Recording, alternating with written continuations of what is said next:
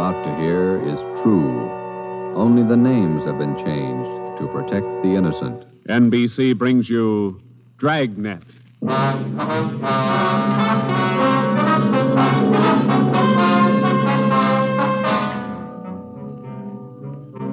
You're a detective sergeant. You're assigned to robbery detail.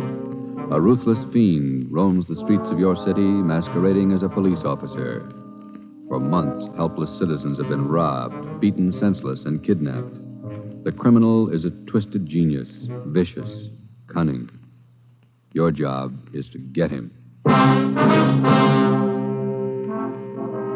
Dragnet, the documented drama of an actual crime, investigated and solved by the men who unrelentingly stand watch on the security of your home, your family, and your life. For the next 30 minutes, in cooperation with the Los Angeles Police Department, you will travel step by step on the side of the law through an actual case from official police files, from beginning to end, from crime to punishment. Dragnet is the story of your police force in action. It was Wednesday, June 4th. It was warm in Los Angeles. We were working the night watch out of robbery detail. My partner's Ben Romero. The boss is Ed Backstrand, chief of detectives. My name's Friday. I was on my way back from communications, and it was 11:13 p.m. when I got to room 27A. Robbery detail. Oh, hi, Joe. Hi, Ben. Did you get that message to call home? Yeah, bad news. What's the matter? That doggone kid of mine, chicken pox. Oh, again? Last year it was the mumps. Year before that, the measles. Every time I get set for a vacation, he decides to catch something. Well, forget it, Ben. Think what a comfort he's going to be in your old age. Go ahead, laugh. You'll find out. Yeah. How are you, Friday? Romero? Fine. What can we do for you? You don't look like you remember me. Oh, no, wait a minute. Name's Savage, isn't it? George? It's Johnny, Sergeant. Johnny Savage. You remember now? Oh, sure. Those liquor store robberies out in the Wilshire district. About 6-7 years ago, wasn't it? 10 years, Romero. You ought to remember that. You were at the trial. We testify in court every week. 10 years is a long time. It's longer in the state pen. It's a lot longer. Yeah, you cried a little at that trial, didn't you, Savage? You said we beat that confession out of you. Yeah, that's why I figured I'd drop in for a little visit. Kind of apologize to you fellas. You gave me a square deal. I guess I kind of lost my head. I figured I'd apologize. Oh, that's all right, Savage. When'd you get out? A couple of weeks ago. I did it the hard way. Served 10 flat. I don't know my day. You find a job yet? Yeah, Friday. I'm working nights. What kind of a job? Laborer in a warehouse, south end of town. Good. You decided to level? 10 years in prison's a long time. You learn a lot of things. Nights are long. You think a lot. You get things straightened out. I hope you mean that. Sure, I mean it, Friday. I've got everything straightened out. I know who my friends are, and I know who to watch out for. You sound like maybe you're on the right track. I got it figured, Romero. Not like you two fellas. You caught me red-handed, and you sent me up for 10 years. Well, you did all right, Savage. 5 armed robberies. You got off pretty easy. You got a break, Savage. Make the best of it. Sure, I'm not kicking. 10 years, a real break. That's right. Well, just dropped in for a little visit. Maybe I'll see you fellas sometime. All right, Savage? Keep your nose clean? Sure. No hard feelings. No. You just took 10 years of my life, that's all. There's no such thing as a man going through prison without changing. And Ben and I have seen him switch in both directions. Some men learn their lesson after they land behind bars, and when they're released, they turn into good citizens. Johnny Savage was sour. We made a mental note to check him out later on, and then we went down to the record bureau and pulled his coming out mug. That's about all that we had time for, because about an hour later, we started to get busy. Hot shot, Joe. Grab it. On the corner of Selma and Naples, the drugstore, 211 and probable attack. On the corner of Selma and Naples, 211 and... What you got, Joe? Selma and Naples, 211 and attack. Come on.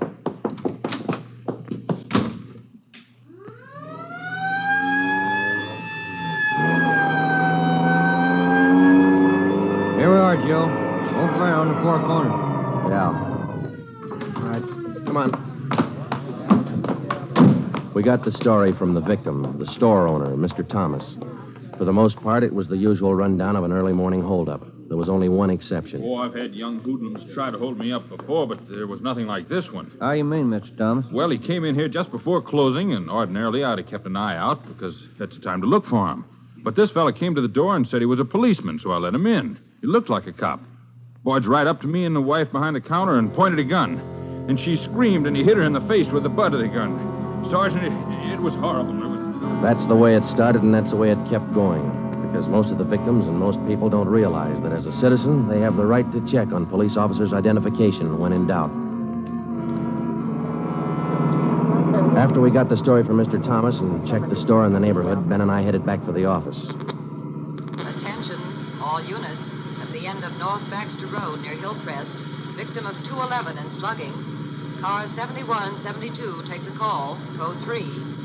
Attention, all That's units. 4 blocks away from the last one. Let's roll on it, huh, Ben? Right, I'll hit the siren. You get the light. By the time Ben and I got up to the end of North Baxter, the men from car 71 were already there. The victim was telling his story. His face looked like it had been through a meat grinder. I was just shifting the car into second to make the hill when I hear this siren behind me, and I see this red light flashing in the side view mirror. Well, naturally, I pulled over to the curb, and I was just reaching for my driver's license when the cop runs up, yanks me out of the car, and starts clubbing me in the face with the butt of his gun. Did you get a look at him? Think you can describe him? No, I'm afraid not. He swung me around and kept me staring into that red light on his car all the time he was beating me. After a while, everything just went black. When I woke up, my wallet was gone, all my money's... 45 minutes later, Ben and I were interviewing the third victim, a young housewife out in the Wilshire district. Same trademark. I tried to tell him, Sergeant. I tried to tell him I didn't have any money, but he wouldn't listen. He kept holding me by the throat and beating me with his fist like he enjoyed it. Beating me. Yeah, all right, Mrs. Jameson. Could you tell us how he got in the house? He came in the front door and rang the bell. I opened the door, but I left the burglar chain on. He said he was a policeman. So when he demanded I open the door all the way, I did. Then he grabbed me. And you can't describe the man for us, Miss Jameson? He was tall, and he had dark hair and big hands. That's all. It was like a nightmare. A horrible nightmare.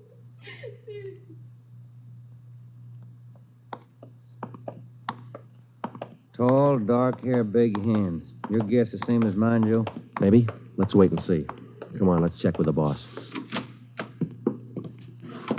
Hi, Mike. Hi. He's waiting for you. In there. Come on, Ben.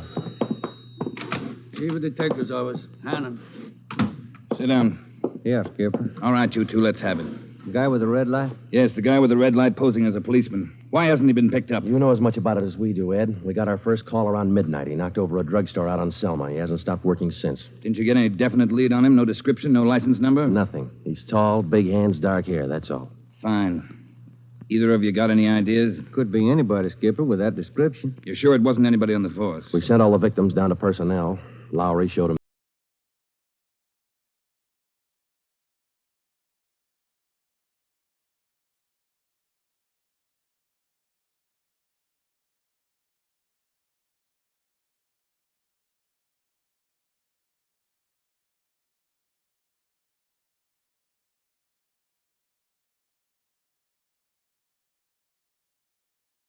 A couple of hours ago, they brought the kid over from Georgia Street Hospital.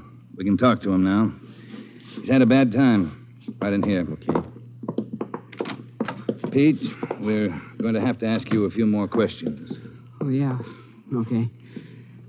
It feels a little better now. This is Sergeant Friday and Sergeant Romero. Hi, Pete. Hi. Can you tell us what time the trouble started?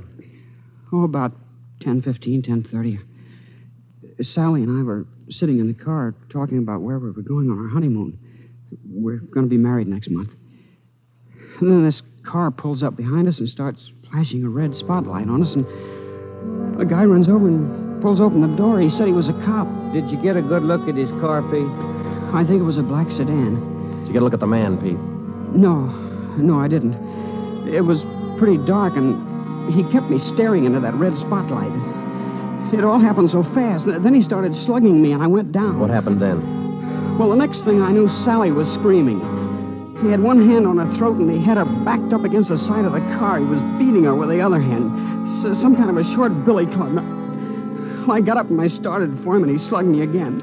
When I came to, Sally was gone. Anybody check the area up there, Ed? Yeah, Davis and Griffin. Didn't find a thing. Oh, Sergeant, you gotta find her. You got to. I wouldn't know what to tell her folks. I wouldn't know what to say. That's all right, Pete. We'll find her. You take it easy. Got a hot shot, Ed, up on Summit Road near Westmore. A woman, unconscious. Ambulance follow-up. Possible dead body. All right, Hannon. Look after Pete here. Friday, Romero, let's go. Up ahead, Romero, to the right. Okay, Skipper? Yeah, there's the ambulance and the cruiser car. Sure a lonely-looking spot. All right, come on. Hiya, Doc. What'd you find? Hiya, fellas. Right over here. Just gonna take her in. Where'd you find her? Over there, by the side of the road. Somebody driving by saw her.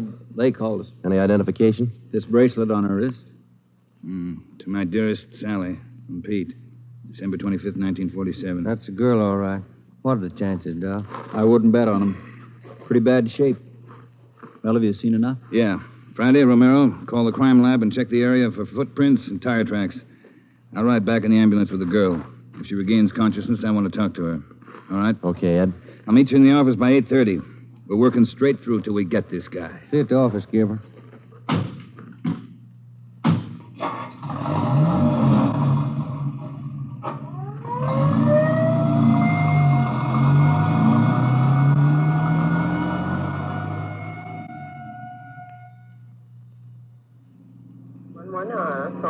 What time you got, Ben? 7 minutes to 4. Long night. Hey, that car up there ahead. Let's take a look at it, huh? Black sedan. Hey, look, he's flashing a red spot on that convertible. Come on.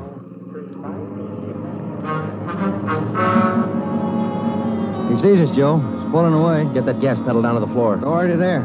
He's turning off right. Hit the siren. I'll get the light. We're gaining a little, Ben. Next corner to the left. Joe, where'd he go? It's a fancy driver. Try the alley up ahead to the left. Must have turned up that cross street. Get through the alley and double back on him. Right. There he is, Ben. Look out. Watch it, Joe. Watch it. He's going to ram us.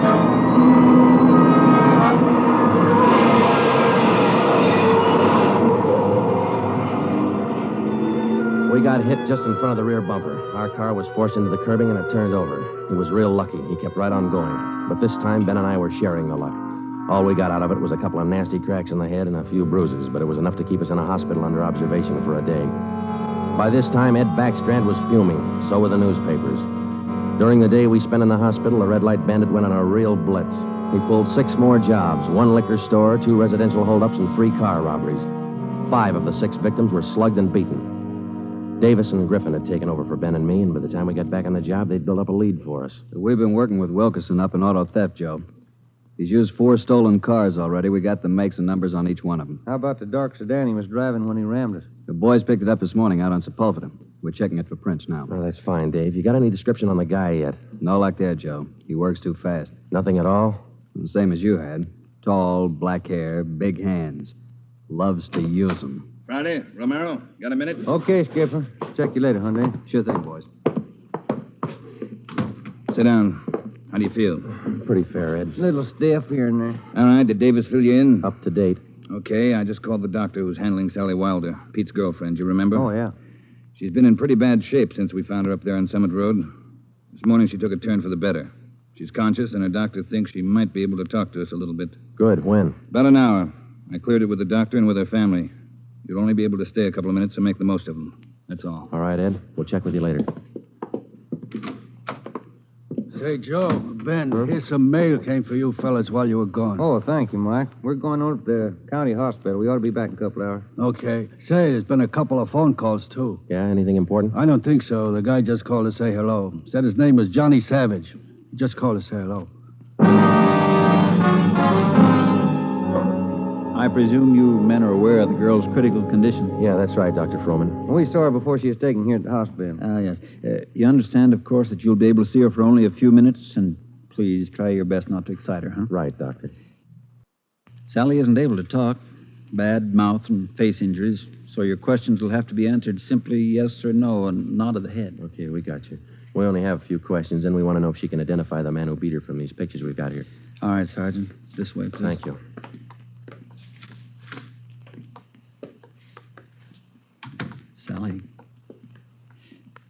Sally, these gentlemen are from the police department. They'd like to ask you a few questions. Now, there's no need to be nervous or afraid. Just simply nod your head yes or no. Oh, that's fine. All right, Sergeant. Sally, did you see the man who attacked you? Yes. She says yes. Did you get a good look at his face? You did. All right, Sally, now you can answer these three together. Just yes or no. Was he tall? Did he have dark hair? Did he have large hands? He did. Ben. All right, yeah, Jim. Hand me the folder. Yeah. Here you are. Thanks. Now, there's just one more thing, Sally. I'm going to show you some pictures now. Take all the time you want before you make up your mind about each one. If you recognize any one of these men as the person who attacked you, just nod your head, all right? All right, that's fine. Good. Here's the first one. No? All right, here's the next one. No. How about this one? No? All right, here's another. Do you recognize him? This was the man? Are you sure, Sally? Thank you. That's all. Let's go. Did you find what you wanted, Sergeant? Yes, Doctor, we did. Here, it's this one. Nice-looking chap. Who is he, Sergeant? His name's Savage, Dr. Froman. Johnny Savage. When we got back to the office, we checked in with Ed Backstrand. In 5 minutes, an all-points bulletin and a full description of the suspect was broadcast to every radio car, every motorcycle officer, to every sheriff and law enforcement agency in Los Angeles and Southern California. By nightfall, the manhunt was on. More than a dozen extra patrol units were called in for duty that night, and when they pulled out of the police garage, the name, the picture, and the full description of Johnny Savage was in the possession of every officer. The same for the patrolmen, whether they walked a beat downtown or out in the residential areas. The picture of Johnny Savage went with them. Everything was done that could be done. On the second night of the manhunt, far out on the edge of town, Johnny Savage, the red light bandit, got his 12th victim, a 63-year-old storekeeper. Attention, all units. 939 Markham Street, near Clark. 211 and slugging, code 3. Ambulance dispatched. All units. 939 Markham Street, near Clark.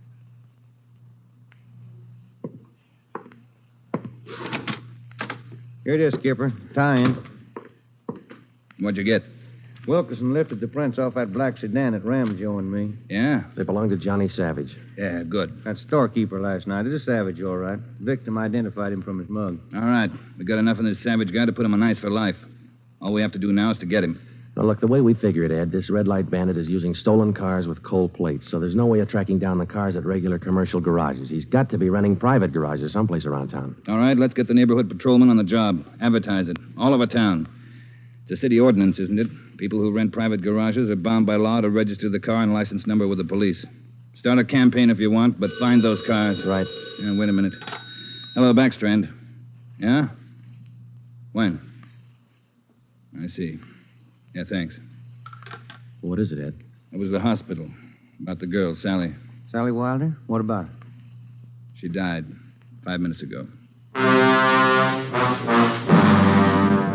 That night, everybody went back on the job as usual. The cruiser cars, the patrolmen, the motorcycle officers, and about a dozen decoy cars. Armed policewomen riding alone in cars or parked in lonely spots with a police officer escort. Our car, 80K, was still in the garage for repairs, so they assigned us another one. And we started to make the rounds. Everything was usual. Except one thing. We weren't tracking down just a thief anymore or a sadist who liked to beat people's faces in. We were out to get a murderer. It was a perfect night for the suspect. Dark, no moon. I gave Ben 2-to-1 odds, and I put up $5 that we'd get Savage that night. I lost the $5. We cruised until 7 the next morning, but there wasn't even a nibble. We had breakfast at the Federal Cafe, a little restaurant down the street from the city hall, and it was about 8:15 when we got back to the office. We were pretty tired. Robber detail, Romero. I would like to speak to Sergeant Friday. Just a minute. It's for you, Joe. Okay, thanks. Friday talking. Sergeant Friday, I want to talk to you. Well, I'm listening. Go ahead. I want to talk to you in person as soon as possible. Can't you tell me over the phone? What is it? I cannot tell you over the phone. It is very important. Can you come now? Well, now, look, mister, I'm awful sorry, but we're very busy down 554 Ramona Avenue. Can you come now? Well, what's this all about? Who is this speaking? My name is Carl Savage. My son's name is John.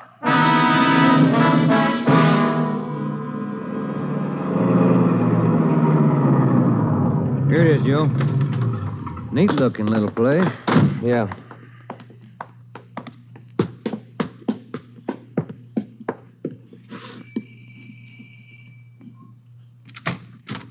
Yeah? I'm Sergeant Friday. You Mr. Savage? Yeah, come in. Okay. This is my partner, Sergeant Romero. How do you do? I will be brief, gentlemen. I am the father of John Savage. I wish for you to catch him. I will help you. I noticed the name on the mailbox outside, Mr. Savage. Changed your name lately? I changed my name 10 years ago when John first got into trouble. My own name I had to change. The shame. Always from him, my son. Shame. Mr. Savage, has your son been home since he got out of prison? Yeah, many times to ask for money. I would not give him any, so he struck me. Last night I read in the newspaper the little girl he beat up. She is dead. Then I make up my mind. Do you know where your son is now, Mr. Savage? Not now, no. But our garage has a car in there. It is not his, I know. Also in the garage, I find many license plates. I find spotlights with red glass lens. But you don't have any idea where we could find him. No, but he will come back. He always comes back for money. We're going to station an officer here in the house, Mr. Savage. Anything you want, if it will catch him. He's bad, Sergeant. Like something poison. All through, he's bad. See a sewing basket over him, Mr. Savage.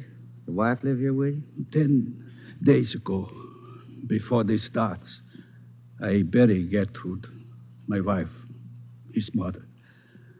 Sergeant, for 10 years she is sick, but for 10 years she stays alive to see him from prison. 10 days ago, she died. He did not even come to the funeral. Did your son have any idea that you might call us? No, I don't think so. But when you catch him, give me a gun. With my own 2 hands, I will kill him. Johnny Savage. Before we left, we called Ed Backstrand and we brought him up to date. He sent 3 detectives out to relieve us, Davis, Griffin, and Marsh. We told them to keep an eye on the house and the stolen car in the garage.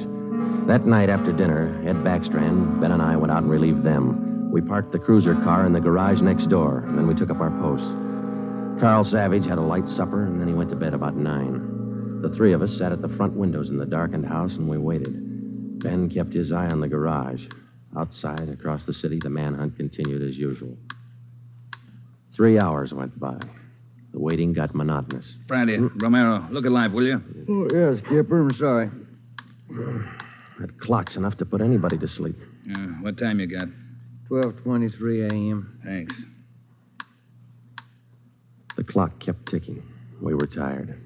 We took turns keeping each other awake. At 10 minutes past 2, I looked at my watch, and then I settled back and tried to find some kind of a comfortable position. They started so faintly, it was just like the ticking of the clock. Same rhythm.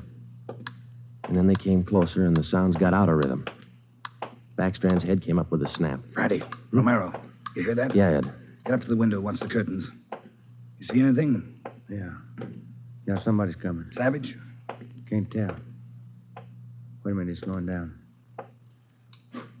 It's going up the driveway to the garage. It's going inside. That's him. Come on.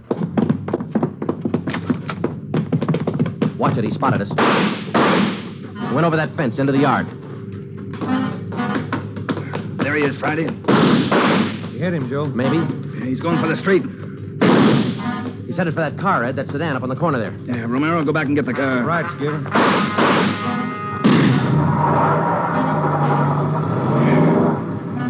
Must have parked up the block before he came around. Where's Romero? I don't know. Oh, here he comes now. All right, let's go.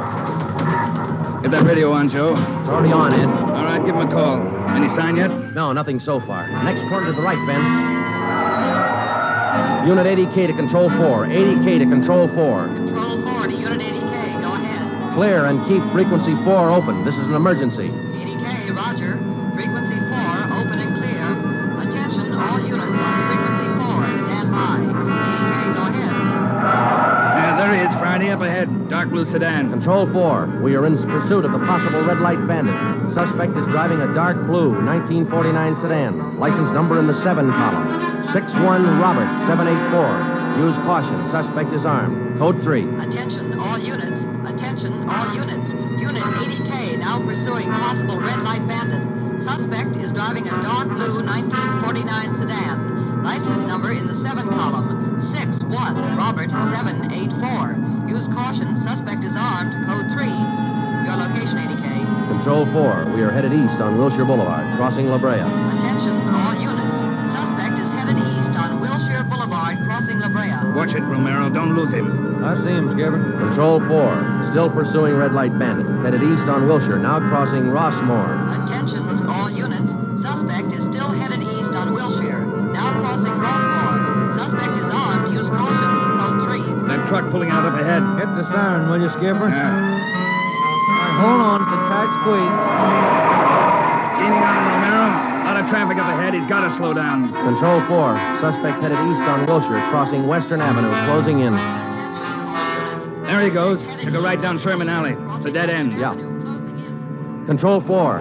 Suspect turns south into Sherman Alley, closing in on suspect. Attention, all units. Suspect has turned south into Sherman Alley. Suspect is trapped. Converge on Sherman Alley. There he is, Skipper. Pulling up ahead. He's jumping out. All right, take the mic, will you, Ed? Here. Come on, Ben. I'll direct the other cars in. If you need help, holler. Right, Skipper. All right, which way to go, Ben? Down between those buildings. Come on. He's starting up the back fire escape. All right, keep him busy. All right, Savage, come on down. He wants to go to Roughwood. One more chance, Savage. Come on down. No use, Joe. He's heading up for the roof. Come on. He climbs like a monkey. Come on, let's get him. Yeah, all right. Here, I'll give you a hand. Here's the roof. All right, where'd he go? I don't know. Let's spread out. All right, Savage, you're through. Throw your gun out and come out with your hands up. Watch it, Joe. He's running for the edge. He's going to jump. I'll get him. All right, up, guy back here. You lousy copper, you dirty, lousy cop. I'll kill you, man. You're through, Savage. You're through.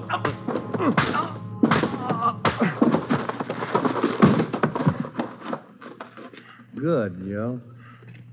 Yeah. Throw the cuffs on, will you? Yeah, you just betcha.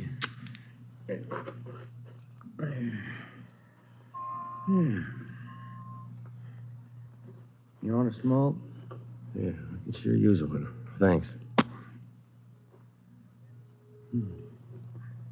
Quiet up here. Yeah. I was just thinking. Well? Carl Savage, this guy's father. Mm-hmm. What about him? Nothing. What would you do, Ben, if your son was a murderer?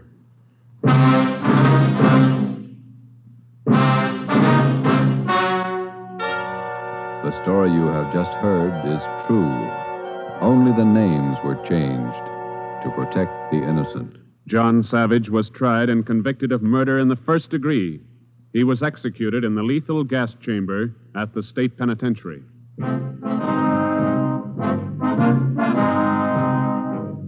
You have just heard the sixth in a new series of authentic cases from official files. Technical advice for Dragnet is furnished by the Los Angeles Police Department. Tonight's program is dedicated to Patrol Officer Robert Steele of the Montana State Highway Patrol, who on the morning of November 2nd, 1947, gave his life so that yours might be more secure.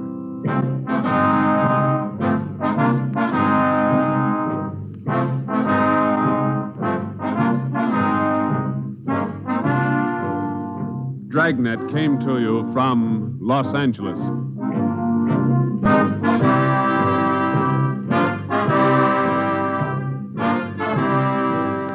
This is NBC, the national broadcasting company.